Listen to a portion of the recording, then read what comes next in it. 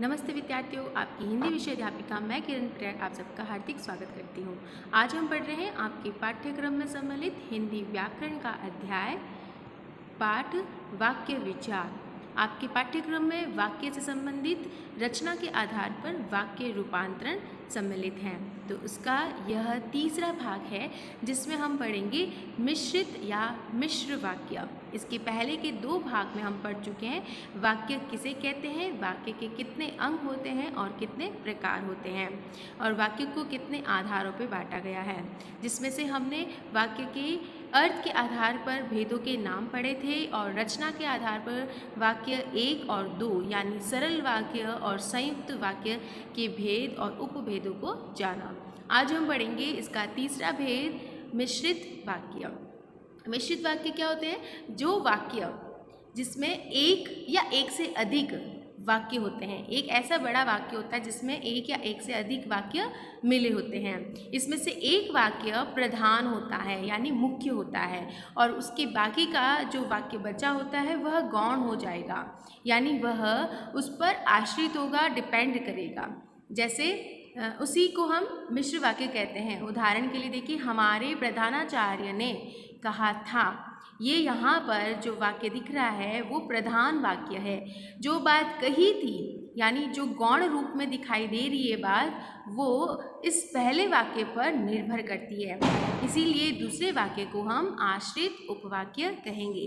तो इसमें दो वाक्य हैं, एक प्रधान वाक्य और दूसरा आश्रित उपवाक्य। ये दोनों ही उपवाक्य मिलकर एक वाक्य का निर्माण करता है और उसे ही हम मिश्रित या मिश्र वाक्य कहते हैं। जिस वाक्य में एक प्रधान उपवाक्य होता है तथा दूसरा आश्रित उपवाक्य होता है, और वे दोनों समुच्चय बोधक शब्द से जुड़े होते हैं। आपने देखा यहाँ पर कि शब्द लिखा है, ये कैसा शब्द है? ये समुच्चय बोधक शब्द है। ये क्या करता है? ये दोनों ही उपवाक्य को जोड़ने का कार्य कर रहा है। दोनों कौन से? एक प्रधान उपवाक्य और दूसरा आश्रित उपवाक्य को जोड़ने का काम कर रहा है। इसी प्रकार से समुच्चय बोधक इस मिश्र वाक्य की पहचान बन जाएंगे, तो उसे हम मिश्र वाक्य कह सकते हैं। जैसे एक और उदाहरण देखिए, खूब मन लगाकर पढ़ो। यहाँ पर ये वाक्य जो है वो प्रधान वाक्य है, ताकि अच्छे अंक प्राप्त कर सके। यहाँ जो दूसरा वाक्य है वो है अच्छे अंक प्राप्त कर सको। इस वाक्य को निर्भर किया गया है, यानी ये आश्रित वाक्य है, ये प्रमुख वाक्य पर डिपेंड करता है। यानी प्रमुख वाक्य क्या है कि अगर आप मन लगाकर पढ़ोगे तभी अच्छे अंक प्राप्त हो सकेंगे। तो ये एक दूसरे पर निर्भर हो रहे हैं, आश्रित हो रहे हैं। इसीलिए यहाँ पर जो आपको ताकि शब्द नजर आ रहा है, समुच्चय बोधक शब्द, ये दोनों ही उपवाक्य को जोड़ने का कार्य कर रहा है। यानी समुच्चय बोधक इसमें कड़ी यानी जोड़ने की क्रिया करेगा। इसमें भी हम देख सकते हैं, जो मैकेनिक बिजली ठीक कर रहा था।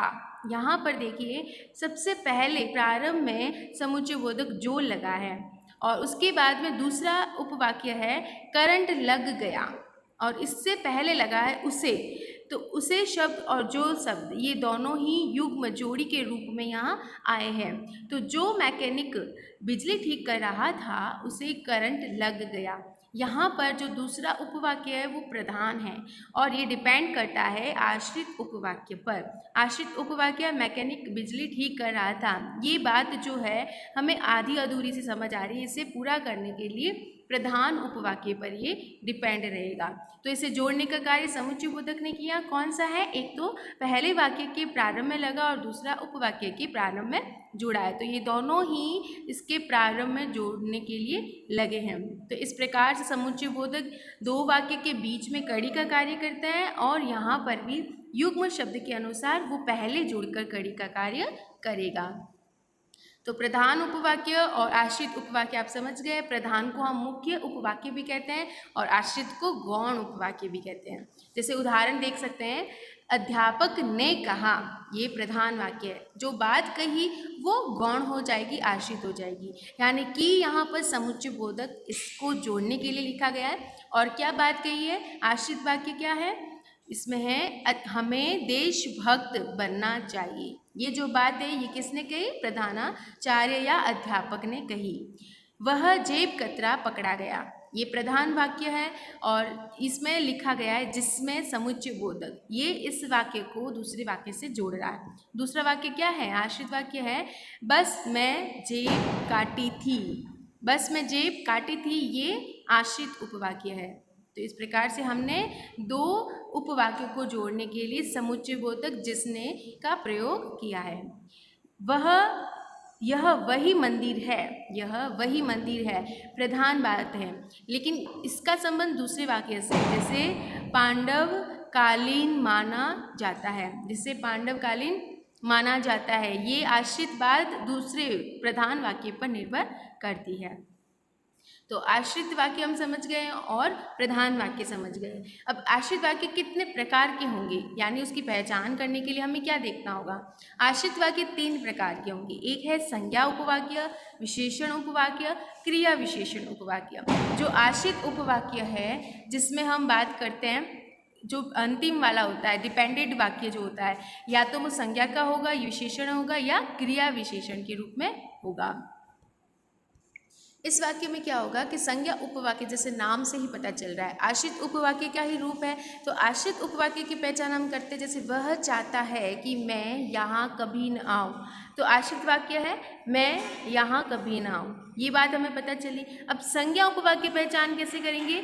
ये ऐसे उपवाक्य होते हैं जो कर्म अथवा पूरक का कार्य करते हैं, कर्म और पूरक का कार्य करते हैं। जैसे वह चाहता है, तो वह क्या चाहता है, वो कर्म क्या है, वो बात क्या है, तो वो पूरक कहलाती है।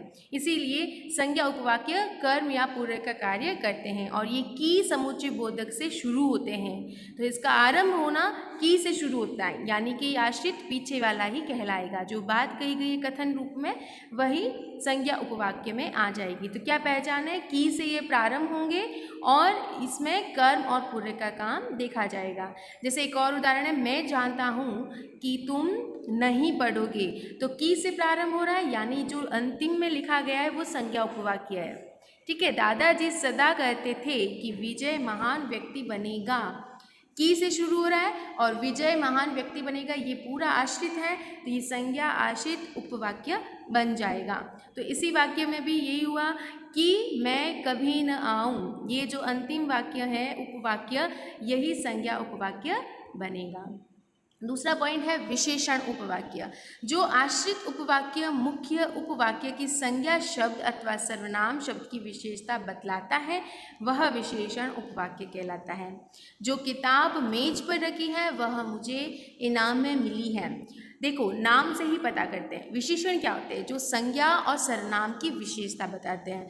तो जो हमने अभी पढ़ा आश्रित में संज्ञा की बात पढ़ी, हम उसी की विशेषता बताएंगे कि मेज पर जो किताब रखी है उसकी बात करें तो ये संज्ञा वाली बात है। अब उसकी विशेषता क्या है कि वह मुझे इनाम में मिली है, ये उसकी विशेष बात हो जाएगी कि जो किताब मुझे इनाम में मिली है वह कहाँ पड़ी है? वह मेज पर पड़ी है। तो यहाँ पर जो शब्द से जो शुरू हो रहा है वाक्य, वो विशेषण उपवाक्य में आ जाएगा।